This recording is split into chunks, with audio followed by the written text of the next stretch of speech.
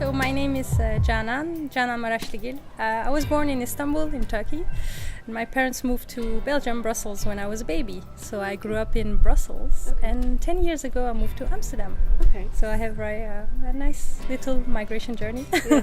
At home, we were speaking Turkish. Both my parents are speaking Turkish. Then in school, French. I went to a French-speaking school. And I learned Dutch, of course, in school as well, because Brussels is bilingual.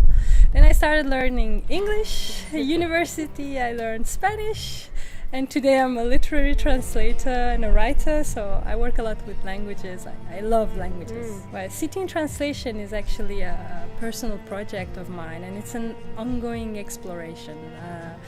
Everywhere I go, I see languages everywhere, and I translate them in my head all the time. Like everything I see, even if it's a language I don't understand, I try to translate it. That's my inner translator, doing this automatically.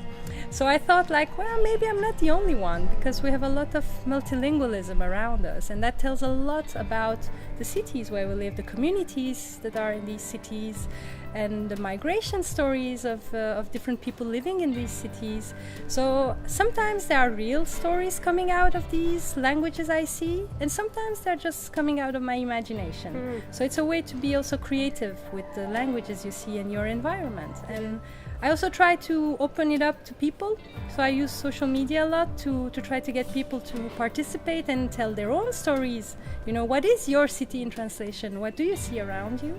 And I give workshops as well, and I love doing that, because then people realize, oh yes, I can be creative with this, I can invent my stories, I can go ask inside the shop, why is the name of your shop like this? And then try to learn about people.